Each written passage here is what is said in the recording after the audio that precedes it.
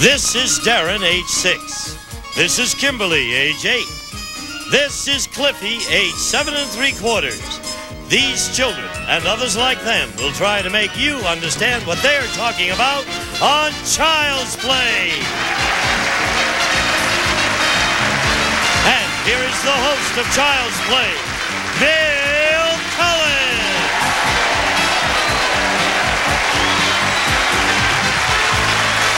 Thank you. Oh, they're hooraying. Thank you all, but that's okay. Knock it off. Thank you all very much, and welcome to Child's Play, a game where children interpret the words that grown-ups try to guess. Well, now, look who's over here, sitting on your left, looking as proud as the proverbial peacock that doesn't work for this network, our returning champion. This is her second day, $5,500, Francine Osterlitz. Welcome back, Francine. Well, Francine, how does it feel? I'm still so excited. That's just fantastic. You did a marvelous job. Thanks. I was asking you about your husband. You've been married 11 and a half years. Mm-hmm. Would you like to say his name? Would you like to pronounce his name on the radio, on the television? Mark. Mark? Hi, Mark. Hi, yeah. there. Okay, very good. You've probably met your opponent, but I don't think our people have, nor have I. So I say hello to and ask you to say hello to Mr. John Murray. Welcome, John. Good to have you here. How you doing? Great. How are you? Fine, sir. What would you like us to know about you, John? Well, Bill, I'm originally from Emporia, Kansas. I'm a songwriter. I'm a musician. I have a twin brother, and I'm single. Hot dog. Yeah. There are two of you. Is your twin brother single, too? Yes, he's single, too. Two, exactly like that. Girls, for today, only two for the price of one. Or something like that. John, you know how the game is played? Yes. I know Francine does, so let's get started. We're going to begin the guessing as we always do with our champion. First of all, for the folks at home, and here in the studio, here's the word we're going to be playing for. Okay, first of all, here comes a young lady from New York City. Young gentleman from New York City. Well, he's the actor is who he is. Alan Schlechter. He dramatizes, or thus far has dramatized everything. So, Alan, your interpretation of this word, please, sir. It's when somebody's going in a car and there's another car over there. So what will happen, let's say they're a kid. And let's pretend the car's coming for me. Ready? Here I come.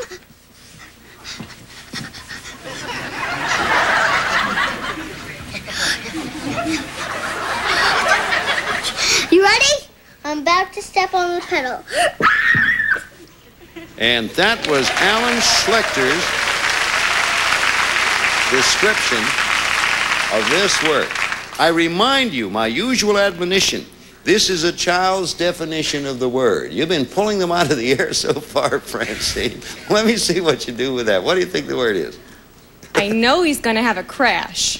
Crash is a very good answer. It's not the one. Now, remember everything you heard up there, John, and listen to the further description by a 7-year-old named of Carlo Hart. Okay, Carlo? It's a person on a team in baseball, and one of them, his name was Bucky Dent. And I'm trying to describe his position, what he was doing, and he was my favorite player all the time. Every time I saw the Yankees, I'd go, "Let's go, Bucky, let's go, Bucky." And finally the day came when he slipped on a piece of glass. Oh, and a climax there. Now, putting together the two pieces of information you have up there, what do you come up with, John? Well, going back to the accident, it seems like they were playing chicken. No, and what a break for Francine. Now, you've had two pieces of information. You look a little puzzled even now, but hear out what this Tennessee youngster has to say. He's 8 years old. His name, Michael Weldon. Michael, please. It's a person that plays on a baseball team, and he's like in between second and third base, and he gets a lot of grounders and pop flies. And what do you think it is, Francine? For my information about baseball, it's a shortstop. Shortstop is the answer. That's it. Second youngster described Bucky Dent, who indeed is. The third described the position, and Alan Schlechter described a car making a shortstop. we play the game. We play Child's Play until time is up. Whoever's ahead at that point wins $500 and a chance at $5,000. We'll be back in a little while.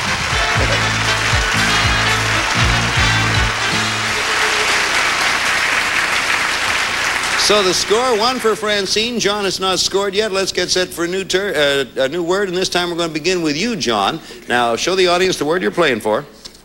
Okay, everybody knows but our players, and here's a 6-year-old name of Paula Fessler. Paula, your interpretation of this word, please, ma'am. It's where Mary and Joseph went to have Mary's baby, and their baby wasn't just an ordinary baby. It was our Savior, and he's still living, and his name is Jesus. I thank you very much, Paula.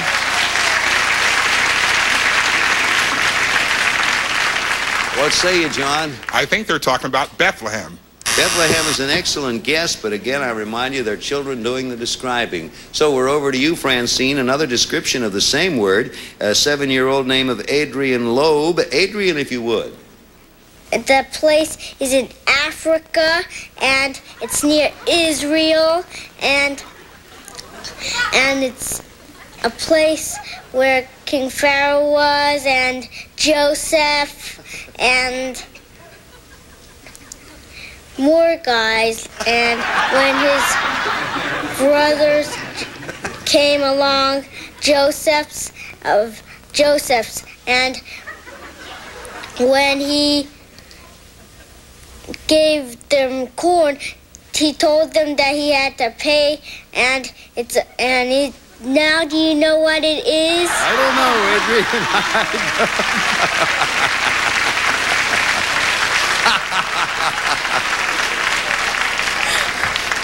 Adrian. In laughing at that, all I have to say, at his age, I could not have done half as well. However, reminding you again, they are children describing. You've had 2 pieces of information. What do you think, Francine? It's going to have to be something type of biblical, so I'm going to say that it's Jerusalem. No. We got 1 more, and John, that's a bit of a break for you because now you have 2 pieces of information, which you can either retain or forget, whichever you... No, that's all about... We have the final describer here, 8-year-old Tony Felsen. All right, Tony, let's see what you can do with this. It's friends with Israel. They used to be friends when Jimmy Carter was around. And they have pyramids. And their president, Sadat, was terrorized. Thank you, Tony. Well, John, I think you look zeroed in on, are you? He is talking about Egypt. He is, John. You got self-taught. That's a pretty tough word to ask kids that age to describe. It's all tied up 1-1. Francine, we will begin the guessing with you. Here it is for you at home.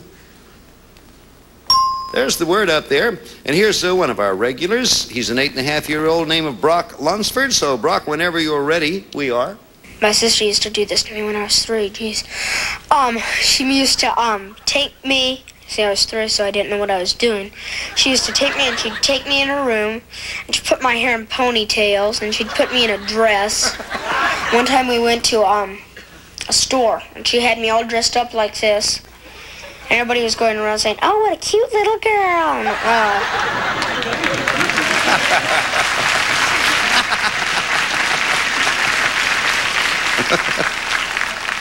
I'm glad I was an only child. Francine, from all that, what do you get? It's very annoying, definitely. Yeah, annoying is a description, but not the right one. Okay, got one coming up for you, John. Let's see if you do any better. The voice you hear will be one of our interviewers here, but you listen to, there he is, old two-peaked cap himself again, Jeff McMahon, 8 years old, talking about the same word. Okay, Jeff. Is this a word? Oh, you go roll. Okay. Roll them. Well, it's like when somebody has a special kind of accent or something, like Humphrey Bogart talks with a, And my voice always goes, like I can do Alfred Hitchcock. This is a good one. I just made it up.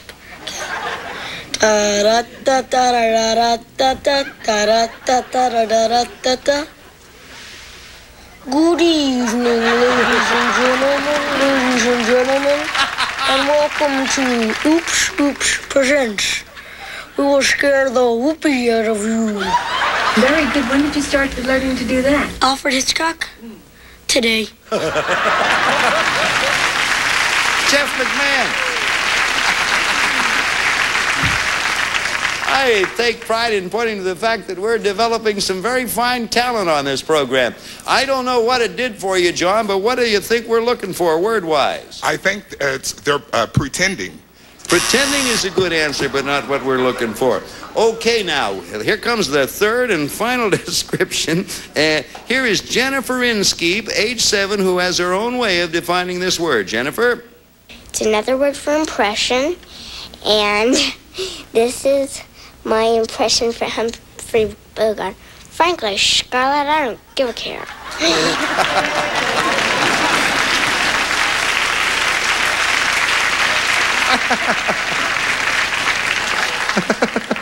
Okay, from that, what word leaps to your mind, if indeed any do? Impersonation? Impersonation or impersonate?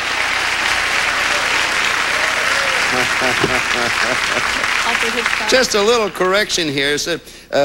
Jennifer said that Humphrey Bogart delivered the line, frankly, Scarlett, I don't give a care.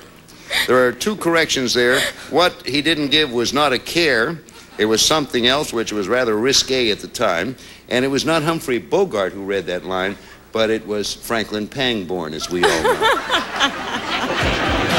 Score is 2-1. We'll be back with a fast play round right after this message for you.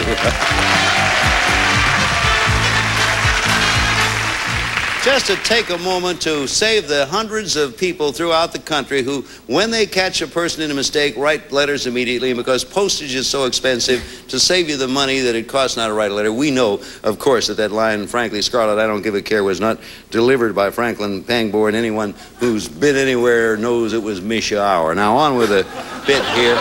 Time for fast play. From now on, each child will be defining a different word. Now, as soon as either one of you recognize the word, please interrupt with your signal. I implore you, do that immediately, because each right answer will be worth 2 points. When you hear the school bell, time's up. Whoever's ahead at that point wins the game, $500 and a chance at $5,000.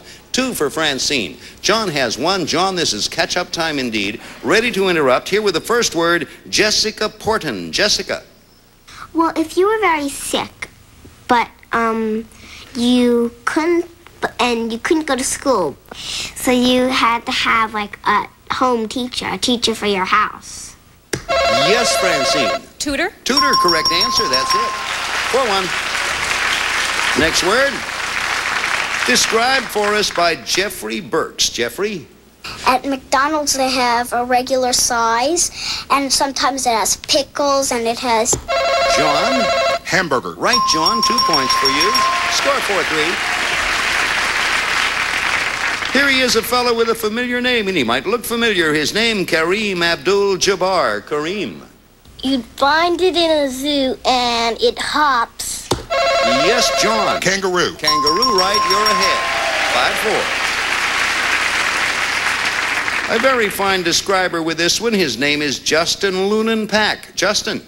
Usually they use swords a lot, and they're usually on ships. Yes, John. Pirate. Pirate, right, John. You pick up 2 more. John has 7. Francine has 4. Here comes Trevor Bullock. Trevor.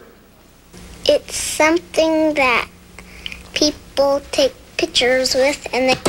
That's Francine. Camera. That's right. Score 7-6. John's ahead. With this word, Lee Johansson. Lee, please. It's something that you read, and it's got words in it. And Francine. Book. Book, right. You're ahead. Score 8-7. John, you can still catch up. The next word, Kimberly Zorns, please. Kimberly? It's a liquid, and it comes in a carton. And what do you think, Francine? Milk. Milk it is. You pull further ahead. Next word described by Daisy Rumpf. Daisy. You put a rubber band or something in it. It's one big... Yes, Francine. Braid. No. Now, there's a little bit of description left, John. Listen very carefully to the rest of it. It's all yours. Daisy, please. Of hair in the back of your head. That's all she's going to say. What do you think? Ponytail. Ponytail, right answer. John, you come within one. Next word, Osgood Perkins. Osgood? Well, this is something that usually keeps your door closed. Yes, Francine. Lock. Lock is right. 12-9. Next word, Sarah Stolar. Sarah. It's like a thing that you push and you put a baby in. That's Francine first. Carriage. Carriage, right answer. Francine begins to pull away. Here with it. That's it. Time's up. Francine, you've done it again. Congratulations.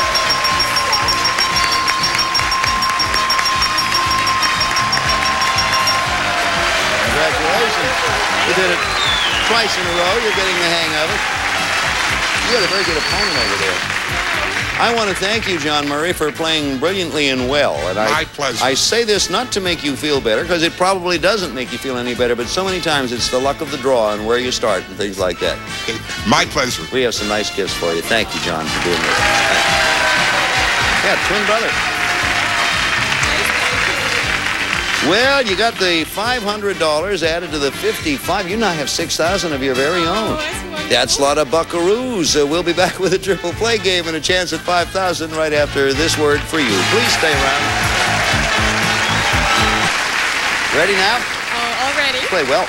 Thank you. John played well, too. He sure did. He had me worried. Yeah, he's a good player. Well, now let's see. You added $500. You're up to $6,000. It's only your second day. Hey, you can really run this up into something. I hope so. You can become an independent entrepreneur or whatever that is. Time to try for $5,000 in our triple play game. We asked our Child's Play kids to write brief definitions of simple words. We took 3 per word, each written by a different child, A, B, or C. You have a total of 45 seconds to get 6 of them. We pay you $100 a word, and if you get them all, $5,000 is yours. Okay? Yep. Want to see me do my disappearing act? Oh, please stay Well, with why me. don't you watch me disappear? Bring in the clock.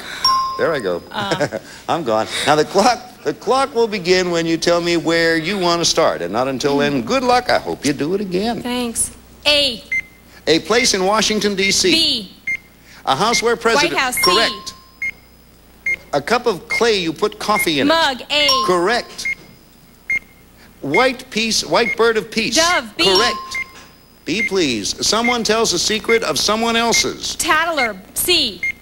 Tells your plans to the other team. Cheats. A. He is a betrayer. Next word. Pick. A. A kind of tree. B. A part of your hand. C. Bottom of your hand that's thick. Palm. A. Correct.